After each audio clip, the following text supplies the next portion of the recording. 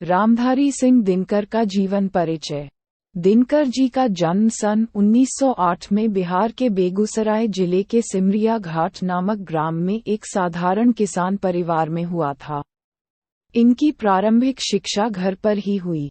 कविता लिखने का शौक इन्हें विद्यार्थी जीवन से ही था। हाई स्कूल पास करने के बाद ही इन्होंने प्राणभंग नामक काव्य पुस्तक लिखी, जो सन 1929 में प्रकाशित हुई। सन 1932 में B.A. परीक्षा उत्तीर्ण करके इन्होंने एक उच्च माध्यमिक विद्यालय में प्रधान अध्यापक के पद पर कार्य किया।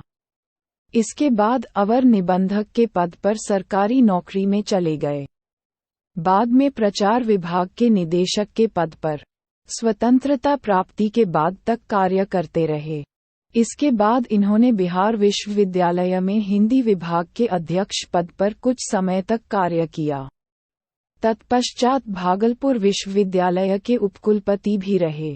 अंत में भारत सरकार के गृह विभाग में हिंदी सलाहकार के रूप में एक लंबे अरसे तक हिंदी के प्रचार प्रसार के लिए कार्यरत रहे। इनको ज्ञानपीठ और साहित्य अकादमी के पुरस्कारों से सम्मानित किया गया। सन 1959 में भारत सरकार ने इन्हें पद्म भूषण की उपाधि से अलंकृत किया और सन 1962 में भागलपुर विश्वविद्यालय ने आपको D.Litt की मानद उपाधि से सम्मानित किया।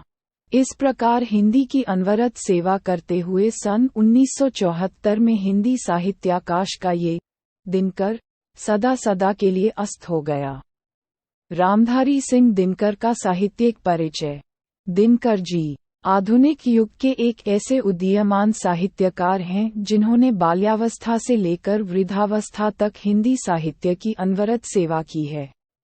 ये कवि और कुशल गद्यकार के रूप में साहित्य जगत में जाने जाते हैं।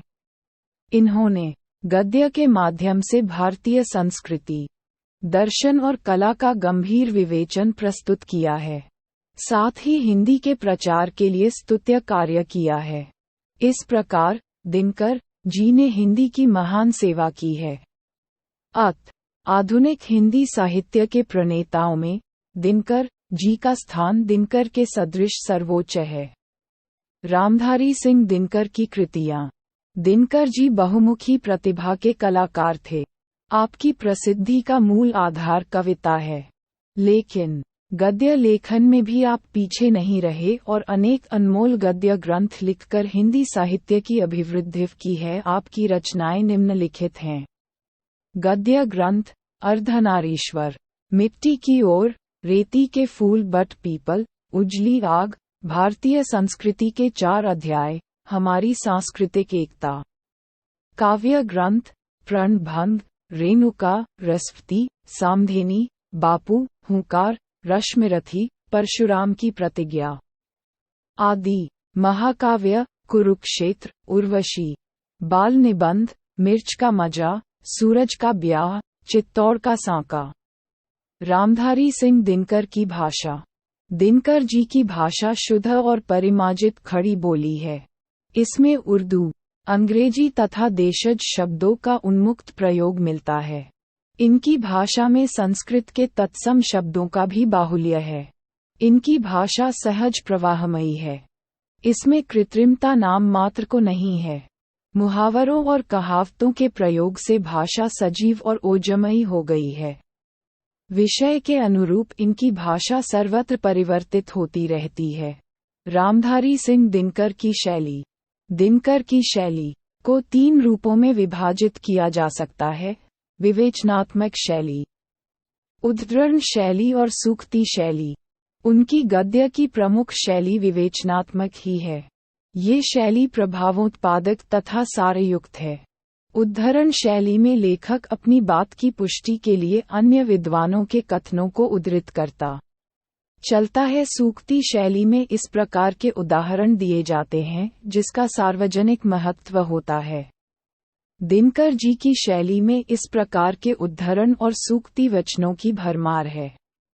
ईर्ष्या तू न गई मेरे मन से पाठ उनकी इस शैली का एक ज्वलंत उदाहरण है। इस प्रकार दिनकर जी एक चतुर भाषा शिल्पी और कुशल शैलीकार हैं। निष्कर्ष यहाँ पर इस लेख में हमने रामधारी सिंह दिनकर की बायोग्राफी को बड़े ही विस्तार से समझा।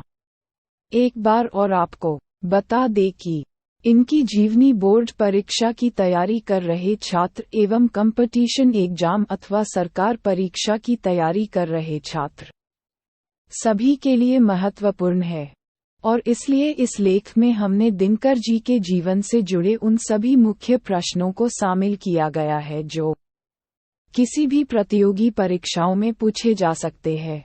इसी के साथ हम आशा करते हैं कि आपको ये जीवनी जरूर से पसंद आया होगा, और हमें उम्मीद है कि इस लेख की सहायता से आप अच्छे से समझ गए होंगे कि परीक्षा में रामधारी सिंह दिनकर का जीवन परिचय कैसे लिखें। अगर आपके मन में इस लेख से संबंधित कोई सवाल या सुझाव है तो आप हमें नीचे कमेंट कर सकते हैं। साथ ही इस रामधारी सिंह दिनकर की जीवनी को आप अपने मित्रों के साथ शेयर भी जरूर करें।